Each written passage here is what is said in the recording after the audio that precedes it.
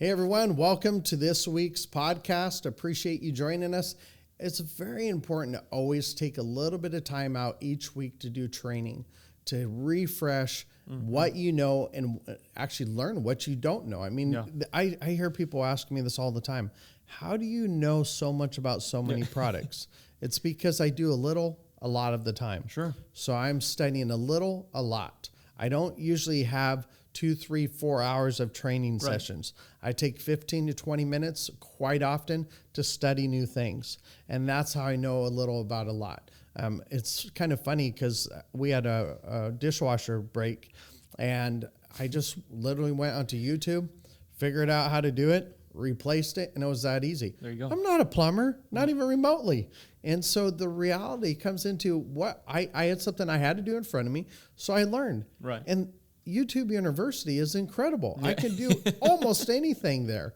And I just have to have the right equipment. And I just need to have the aptitude to be able to learn something new. So study. So what are we talking about today? Yeah, we're going to talk about leads. And it's a pretty fun topic. I know we all love to talk about leads, right? Everybody wants to talk about leads all the time. Oh, yeah. But we're going to talk about using the leads you have, maximizing the effectiveness of those leads, when to buy more leads, and maybe even when you shouldn't buy more leads, but actually work on something else. So some interesting ideas there. It is. The funny thing is I have people asking me more and more, where can I buy more leads? How can I get more leads? How can I get... I can't recall the last time I've ever had anybody ask, how can I make the most of the leads I already have? Right. In other words, what if the average annuity sales $130,000 per client? My average is over $390,000 per client. I'm using the same leads as everybody else. Right. I hear the same ones repeated over and over. Why? Think about this. I'm doing triple the amount of volume per lead. So do I need to go buy more leads? Not necessarily, right? No. Do I have a little bit smaller of a lead budget because I'm making the most? Now, balancing this out, I burn through leads like crazy. If you have under 50,000 emergency funds and savings, 50,000 investable amounts, I just don't meet. So that's a lot of leads because even the scrubbed internet leads go down to 25,000. Right. So those are ones, if you don't have 100,000 in total amounts, I just don't meet. Sure. So I burn through a lot of them. But the reality is I still get a 390,000 plus average per lead. Absolutely. Because of the fact finding, I know how to make the most of the leads. So I don't need a whole bunch more. I just need to know how to utilize every lead that I mean, it just makes sense. Right. I mean, I spend about, I can't remember the exact numbers, but it's about 22 to 25,000 a month in leads. That's my budget. Okay, that's a lot. That's a lot. Now, I remember when $500 a month was a lot for a lead budget, but that's what I did. Now, granted, that was 16 plus years ago, almost 17 years ago. But I'm looking at going, now I look at this, go, hey, it's not a big deal. Why? I know my return on investment for leads is going to be skyrocketed. Absolutely. But that's because I make the most of every lead by doing full fact finders. Absolutely. And I want to go back just a little bit. Take us back to when you were starting out.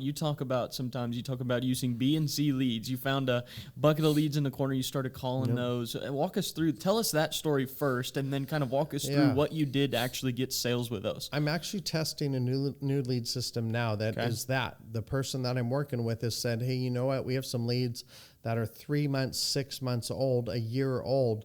Would you want to get them? I said, absolutely. Yeah. And so I'll let you know how that goes, but I don't look at ABC leads. I never even separated them. It was all in the same group of leads. I didn't have A leads, B leads, C leads, because here's just the mindset. Well, here's my A leads. I'm going to work real hard and here's the B leads. Oh, man, there's a C leads. Your client's going to pick up on that. Right. Your client's going to know that he must be not that enthusiastic or excited. No, it's because you started going, these are C leads. They're not going to be any good. It just doesn't make sense. I mean, there's a side of me, because I have agents I help. If I've made calls on certain leads, I should just block everything out and see what the response would be. That'd be a nice study. It would be a good study. Yeah, it would be a good study. It's like if you remove the date, you removed any notes off of any leads, and you redistributed how many would get closed versus how many didn't get closed. I'm not going to do that study, just so you know.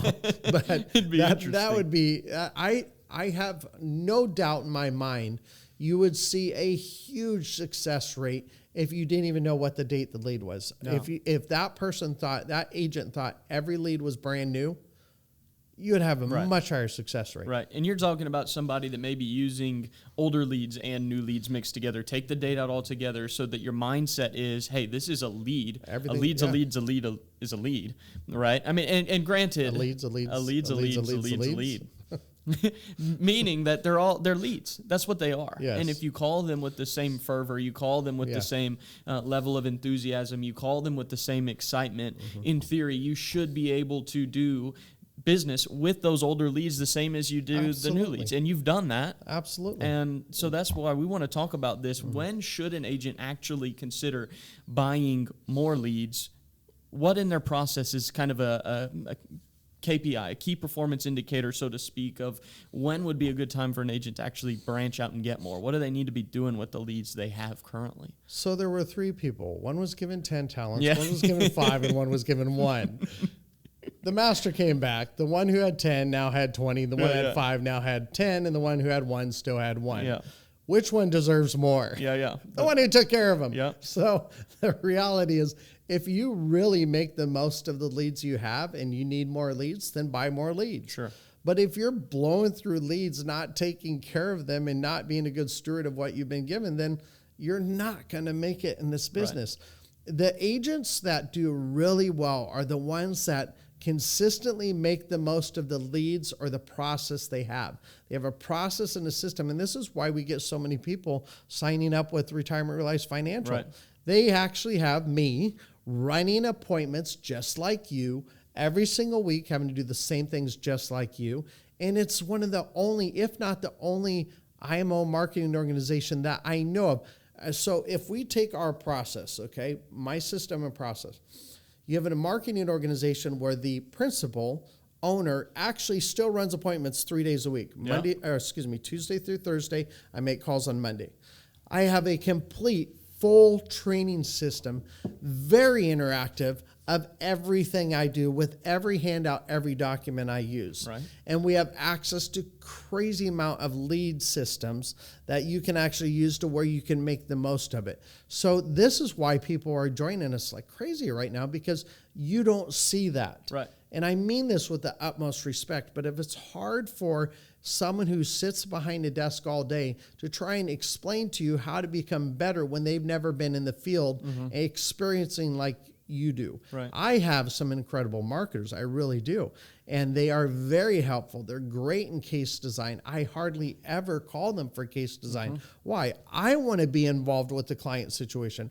I want to be the one that knows their case. And if I constantly am having someone else do my case design, my illustrations, then I'm not that involved in my client. Right. You know, if you have someone who builds a car from ground up, they're going to know every little thing. And if something breaks, they don't need to go and call a help center saying, hey, this is the noise the car is making. What do I do to fix it? My son-in-law is my favorite son-in-law is a mechanic. The other one, not this one, the other one. And he actually can listen to an engine and he can probably diagnose what's going on with that. If you're doing your own case design, your own lead systems, your own calls, your own follow-up, your own pending business, you're going to be able to hear when something doesn't sound right and make the most of that opportunity. So, yeah, I got a little sidetracked, but that's really what it comes down to. But that's a good little rabbit trail for us to chase here a little bit, because it is important that the agent has that time invested into that part of it, because I've noticed, too, in your process how little you rely on your marketers. I've just seen it. It's not common at all. And yet you're writing 25 to 27 million a year consistently, and this has been the last 2 years now that you've hit those numbers in a row, and I can't wait to see what the rest of 2021 has. But that said, you're not relying on them. You're doing that part of your process yourself, and I feel like I've noticed it actually gives you more time to be able to do the other things as well. Like, it actually expedites your process, because if you were sending things in, the amount that you're sending in, the time you would have to wait to get things back, it would actually end up slowing you down. 100%. So, well, and it's also, once again, knowing. So you have two sets of parents. You have one set of parents that they have a nanny. The nanny takes care of the child all the time. Okay. The other two are working. The nanny takes care of the child. Then you have another set of parents. They're really involved. They know what their kid likes, doesn't like. They know what a certain cry sounds like. They know when a kid needs something, what to do, once again, just what they like and don't like. Which one's going to have the best relationship with the kid when they grow up? The second one. The second one. So if I'm constantly nannying out my clients, right, having them take care of my client's situation, that's really good analogy. They're not going to know the relation, or have as great of a relationship as I will, because I am step by step along the way with my clients. Absolutely. So if there's a little cry, I mean, all parents know there's different types of cries. You can tell what your kid is feeling by the way they're crying. You know, if they're 5, 6, 7 years old and they make a particular cry sound, you know, man, they're not that bad. Or if you read, oh, did you fall down? Ah! You know, they're crying. Yeah. Or you just go, hey, oh, man, that was funny. And then they bounce right back up. But if you hear them cry really hard, you can tell by the cry where the pain is or what type of pain it is. So I'm paying attention to my clients to hear the sounds they're making verbally and non-verbally on what hurts and what doesn't, what makes them happy and what doesn't. I don't nanny my clients off to a marketer. Yeah, that's very true. And you've reaped the rewards of that. Mm-hmm. And that's just the reality of that situation, is when you do the work on your end to do that part of the process, you reap the rewards for that. And so I think that's amazing. I do want to loop back around to leads, because one of the things we talk about a lot is obviously... We're talking about leads. Yeah, okay. Obviously, leads play an important role, right? They're vitally important, but you often talk about they're not the most important. What is the most important? Well, let me ask you this. I mean, I've trained you now for what, 2 years? Mm-hmm. You've been with me? And so if I was to ask you what would be more important, the lead or how you treat the lead? I would say how you treat the lead. Yeah. So is it the lead or how you know how to find out what that client needs? It's how you find out what they need. Absolutely. So everything comes into, what does the client need? The lead is a opportunity, but what are you going to do with that opportunity? There are flat out some people I know I can't help. My least favorite appointment is when I meet someone in their mid-60s, mid-70s, and I know there's no way they're going to be able to retire. Right. There's just no way. They think they're going to, especially when they have bad health issues. Right. And you know, man, this person is going to live a miserable life because they don't have enough money to survive off of that. One of the worst things I ran into in 2020, a guy was $100,000 in his emergency funds and savings, 50-some thousand in his retirement. He's 62 years old.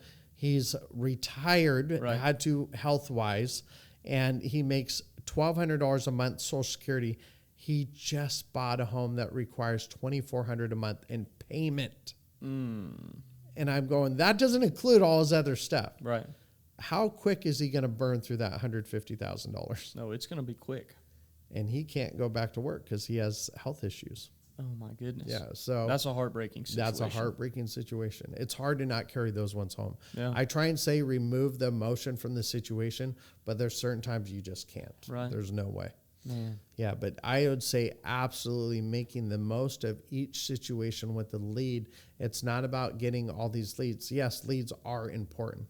But if you're not taking care of leads and you're not making the most of each one, and you're not doing your due diligence and you're not being a good steward of that lead, you're going to run into problems. Yep. Well, and we've worked with agents before, and we work with agents now that they're calling leads 20, 25 times, basically calling until, and this isn't in a row. It's not like this is over time, but they're calling that many times the same individual until the individual says, "Yeah, I want to meet with you." And the 30th and the 40th time, they're getting. We just had a big deal. My biggest deal last year was from a lead that was called 13 or 14 times, and it was 2 years old. Right. And 2 or 3 years old. Yeah. And that was a $4 million deal. Yeah. And so when people call lead twice, 3 times and throw it away, I'm just like, what are you thinking? You're crazy. And that's why they think, oh, I just need more leads. I need more leads, is because the time and the effort isn't always being put in on that end. So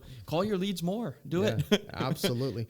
Well, and once again, don't treat them as an old lead. Right. Every lead is a brand new lead. If you have not talked with them, or even if you have talked with them and they're not ready yet, when you call them again, it's still new. Right. You cannot tell me their situation hasn't changed in some way, shape, or form, because, I mean, if you just went through 2020, your situation's changed. It's different. So everything's changed in 2021. Absolutely. So that being said, even if you called them 2 years ago, everything's new now. Absolutely. So treat it that way. 100%. Yep. Good deal. So is that it? That's it. Wow, that was easy. Okay. You guys have a great day and happy selling.